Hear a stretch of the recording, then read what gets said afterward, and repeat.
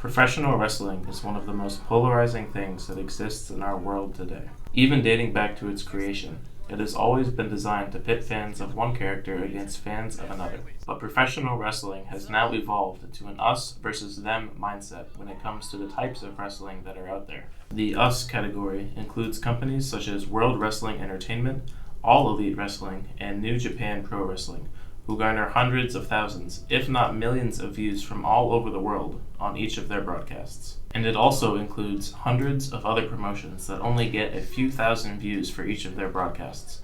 This is more in line with what successful backyard wrestling companies, who are the them category, get for their content. So what distinguishes these companies from one another? And why does having backyard wrestling on your resume leave a sour taste in the mouth of owners and promoters of professional wrestling companies?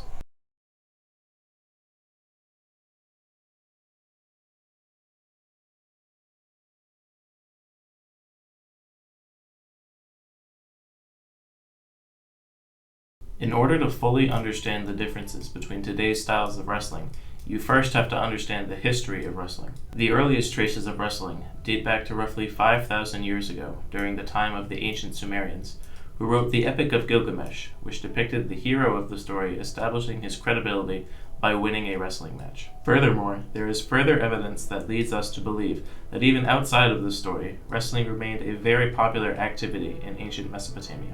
Moving up through the ancient world, wrestling remained popular in ancient Egypt, not only as a form of public sport or entertainment, but in the military as well. There are multiple pieces of art from the time that depict men wrestling with one another, as well as against neighboring kingdoms to assert their dominance over them. However, ancient Greece is where wrestling began to really take off.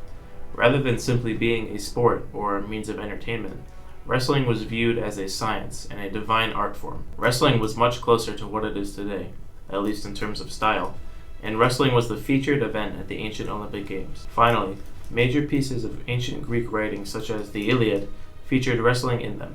Many legends were also created around the great wrestlers of the time, making them almost larger-than-life characters in ancient Greek society. Unfortunately, after the Greeks, wrestling began to fade away from the high pedestal that it had been on in the previous ancient world. During the latter part of the Roman Empire, Emperor Theodosius I outlawed all pagan games, which brought a swift end to the Olympic Games of the ancient times. It wouldn't be until over 1,500 years later that wrestling would be brought back into popular society as a result of the Olympic Games finally being reintroduced in 1896.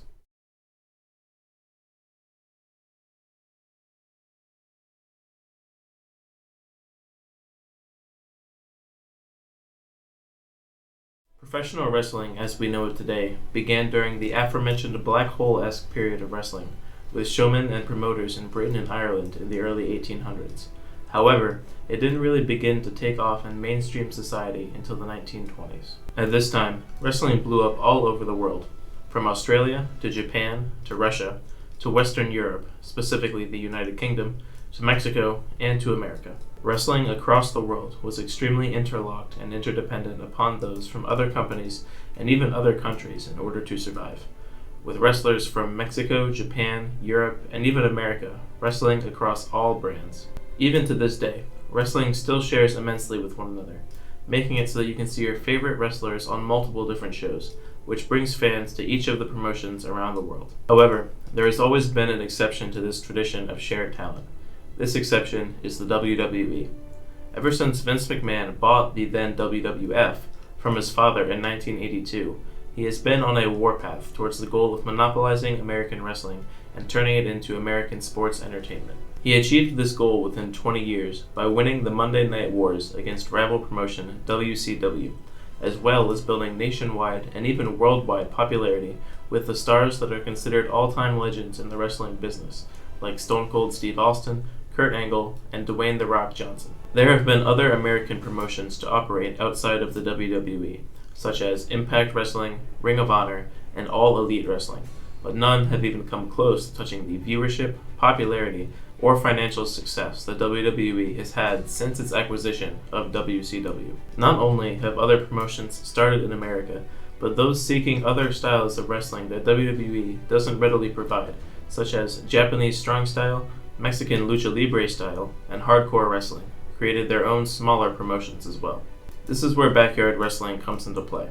Inspired by the huge boom of professional wrestling in the late 1990s and early 2000s, teenagers and young adults started taking to the backyard to fulfill their desires of being a professional wrestler. Some of the most successful and popular stars in the world of professional wrestling got their start in the backyard. People such as CM Punk, Seth Rollins, Rob Van Dam, and Will Ospreay, as well as two of the greatest tag teams of all time in the Hardy Boys and the Young Bucks. Despite this, backyard wrestling is vastly looked down upon by much of, if not all of, the professional wrestling world, even developing a derogatory term, yarder, to describe them in the context of other wrestling. However, this does not stop those who are in love with wrestling from continuing to pursue their dreams. In today's wrestling landscape, promotions such as Game Changer Wrestling and Combat Zone Wrestling embrace the spirit of backyard wrestling despite their more professional look and appearance. Yet, the question remains, what causes people to look down their nose at backyard wrestling?